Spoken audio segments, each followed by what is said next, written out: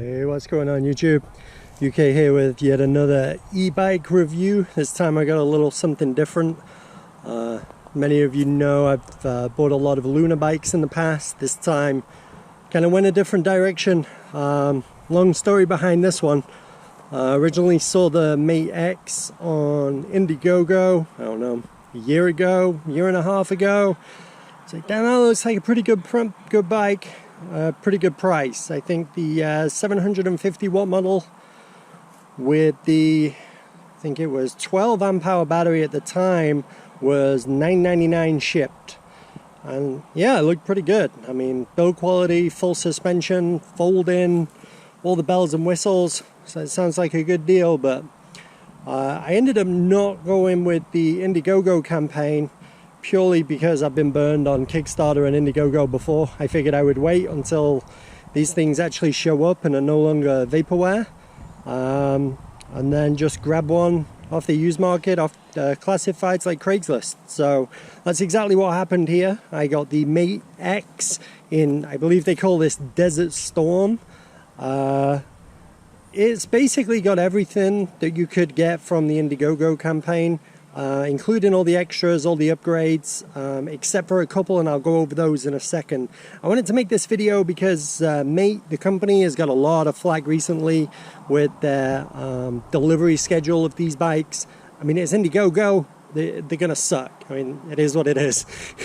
You know, you crowdfund something, there's gonna be problems, there's gonna be delays, you know, whatever. You get something at a better price, there's going to be some waiting, there's going to be some problems with shipping, you know, but that's kind of what you sign up for. I didn't sign up for it. I bought this on my local Craigslist, and I got quite a good deal on it. So this one is the 750S. It's the Taiwan bike, it's not the China bike. So what does that mean? Well, apparently the motor in it was supposed to come with a 750 watt Bafang motor. It's not. It's got a 750 watt JB motor, apparently. Not as good as the Bafang. I'll give you my thoughts on that in a minute, but we'll go over everything it's got. It's super basic entry level Shimano Acera, I think that's how you say it, gear set. I mean, it changes gears. Not that you do much gear changing with this bike. I mean, this is basically a, you know, a fun cruise around, hit the throttle, away you go type bike. But yeah, it's got gears if you want to use them. I believe the motor uses the gears. The higher gear you're in, the higher top speed you're going to get. Don't quote me on that. I'm not too familiar with these rear hub motors. I'm more of a mid-drive guy myself, but pretty powerful. Definitely 750 watts. Some people were complaining these are, you know, potentially 500 watt motors. This is not a 500 watt motor. It just carried my fat ass up a really big hill. 20 miles an hour, throttle only, no problem whatsoever. So it's definitely a 750. It was peaking more than 750, I'm sure of it. A few things to note. This is again the Taiwanese bike. The guy that bought this on Indiegogo didn't ask for any of the extras. He didn't ask for the fender, the rear light, the rack, any of that stuff. It basically all got thrown in the box. Apparently it would save money if they did that, so they did that. So it's got aluminum fenders. You'll notice there is no back aluminum fender. The thing is bent to shit. I don't know what happened to it. It wasn't me. It came out of the box. It was all kinds of warped. So I don't even know if it's salvageable, but I may dick around with it one day, but for now I don't really care. Something really cool that I wasn't expecting, the backlight is actually, as you can see, it's wired in there. It actually has indicators. This is like pretty damn cool. I wasn't expecting that. So I'll show you up in the cockpit. It has brake lights. So when you pull the brake levers, the light lights up, and then you get this, I don't know, indicators, and they work, and they're really cool apparently from behind. So cool little added touch. You just saw the screen go off there. It's got the full color display. I mean, it looks just like a generic China full color display. It says everything you need. It does have an advanced menu. I'm not going to go into that. This isn't like a full review. This is just, you know, I've had it. I've got about 10 miles on it. I've been dicking around on it. It's just basically a fun bike. I bought this for my kid originally, and it's huge. I wasn't expecting it to be this big. You can see how low I've got the seat. Even that's like, I've got a 32-inch inseam. There's no way anybody 5'5", 5'6" is getting on this comfortably riding around. Everything's kind of at its lowest position. Yeah, so it's a massive bike, a lot bigger in real life, in person, than the pictures make you believe. A lot of complaints on the rear shock. It's a super cheap little spring shock in there. I mean, it does the job. It smooths it out a little bit. I mean, the guy paid $1,200 for this bike, and honestly, for $1,200 you cannot go wrong. That is a crazy screaming good deal, in my opinion. It's got a 17.2 amp hour battery, 48 volts. I mean, that's pretty huge. It's got a 750 watt motor, and then throwing in the rack and the fenders, color display, decent throttle, indicators. It's got a horn that's not connected to anything, but it's got a horn. I mean, come on, $1,200, that's a pretty screaming deal. Overall, the fit and finish of this Mate X is pretty damn good. The paint is gorgeous. It's like this matte tan color, Desert Storm, whatever. I don't know, but I mean, it's out of the box, lovely. There was no, you know, scratches or anything. Super clean looking. Everything on this bike is low end and cheap. You know, these pedals, the folding pedals, but you know, you need like Terry 10 men to unfold them. They're pretty tough to fold them up. Actually folding the bike, I'm not even going to bother. I'm not going to show you. It's a huge pain in the ass. I didn't buy this for its folding feature, so I'm not going to, you know, demonstrate that. But I mean, it's heavy. The thing weighs, I don't know, like 60, 70 pounds. It's a beast. It's built like a tank. Wiring, everything looks pretty good. I mean, it's got this weird little zip thing that hides this massive cluster of wires together for you. I forgot to mention also in the box, looking at these tires on the Indiegogo campaign are they're listed as puncture resistant. I'm going to call bullshit on that right away. These are quite possibly the cheapest tires I've ever seen in my life. But it did, however, come with 2 sets of tires. It came with some of these, I don't know what you would call these, street tires maybe. It also came with some knobby tires in the box. So again, just they chucked in all this stuff. They didn't charge him, and apparently they did that to speed up the shipping process, when apparently people were paying like hundreds of dollars extra for the rack and the light and the color display, and this guy just got it for free. So I mean, he kind of passed that saving on to me. I can't remember, I think I paid $1,200 in cash and a bike stand.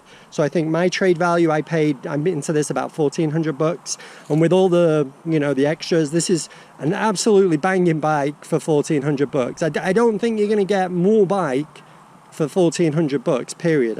I just don't think it exists. With that kind of battery, 750 watt motor, pretty tanky built frame, full suspension. Yes, it's not the best suspension in the world, but it's suspension.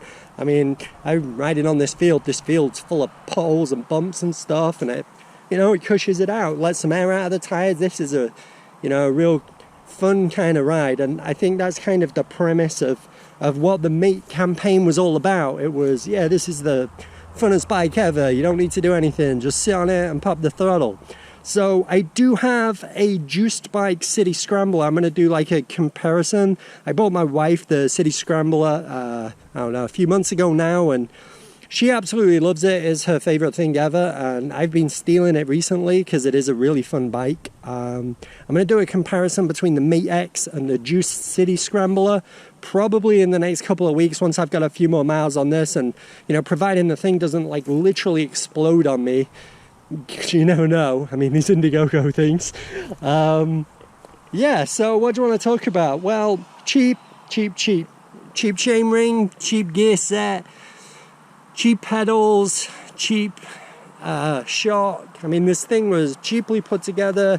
The thing, these are aluminium or aluminum, as you Americans say. I mean, they do the job. Don't really know what more you could want.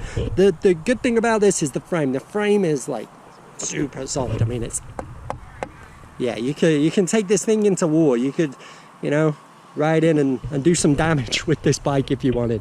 The suspension I've talked a little bit about. It doesn't have like any kind of branding on it or anything. It's, you know, cheap Chinese. It has lockout. Oh, I didn't even notice. So there we go. It has a lockout, but why you would do that on this type of bike, I don't know.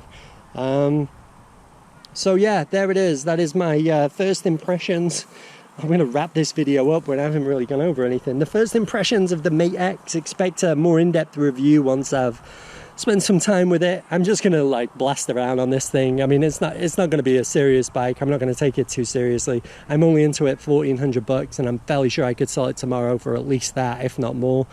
It's worth it. I mean, it's a good little bike. So I don't know if you've seen the screen, but we'll pop that on real quick. It's weird. You need the key. You got to put the key in, and the key's got to stay in. It's a bit of a pain in the ass. I've never had that before, but oh well. So you got to have the key in for this to even turn on. That's a good security thing, but yeah. So out of the factory, it is completely not tuned. So again, this is the Taiwanese version, not the Chinese version. Nothing was tuned in here, so like everything was 100. Like you can go through this shit, but it doesn't do anything. Everything, when you hit that throttle, you're getting 100% power. Top speed in the highest gear, I was hitting 27, 28 throttle only. Pretty fast. The acceleration is really quick, and it, like I say, it carries my fat ass up the hill. So I mean, it's got the power. Battery, this was on, I don't know, I've done 2.7 miles, basically throttle only up a bunch of hills. And I've used 2 volts, so it was at like 56 I think when I started. Again, I've got some footage of me squirrely trying to one-handed throttle this thing, and the wheels are tiny, because it's such a tall handlebar. It feels like really squirrely. You've got to hold on to it. Once you go in, it's fine, but at slow speeds, it's going to be pretty easy to eat shit if you try and do anything one-handed with it, especially like if you're touching that throttle stuck.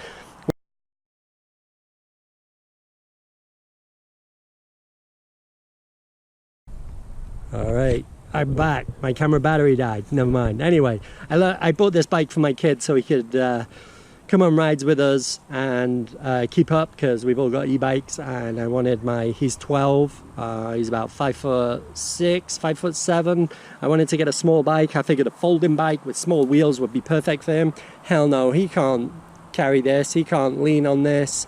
I mean, this is just too big of a bike. Again, I wouldn't get this bike if you were under 5'6". It's heavy, it's unwieldy, but once you're on it and you're rolling, it's fun as balls. Good price, crappy components, absolutely horrendous customer service, probably the worst customer service in the world. If you look at their Indiegogo, you look at their Facebook group, if you look at all that stuff, yeah, it's not a good time over at the Mate headquarters, I bet. There's a lot of unhappy people, there's a lot of people bitching and moaning, shipments missing, parts broken. I'm glad I didn't get in on that. I'm glad I was able to just wait it out and buy one. I bought it brand new with 1 mile on it, so that's good. He even gave me the box, so that's cool. All right, well, I'm kind of rambling now. I'll wrap this video up. Oh, something to note, it does have a kickstand, and the kickstand is awesome. So it's a heavy bike, and that kickstand, you can sit on it with the kickstand down. It's a very, very, very good kickstand. And some of the other options, these disc brakes, these are shitty mechanical ones. When I say shitty mechanical, I mean really shitty mechanical. What are these? Entry level Tektro. The mechanical, not hydraulic. Again, if I was ordering this, I would have gone with the hydraulic upgrade, but it is what it is. They do have sensors, shut-off, motor shut-off in them, so at least they've got that. But in terms of quality, they're basically the budget basement brakes, budget basement pedals, budget basement gears. Everything's budget except the frame, the battery, the motor, and some of these, like this rack and this light, are really cool. Don't know how long they'll last, but they're really cool. And look, apparently that's a phone holder. Who would have known? Cut a hole in your seat, call it a phone holder. It's a feature. Wow. All right, that's enough for this one. I'll see you guys with a comparison of this and the City Scrambler. And then I'll give you an update once I've got some more miles on it.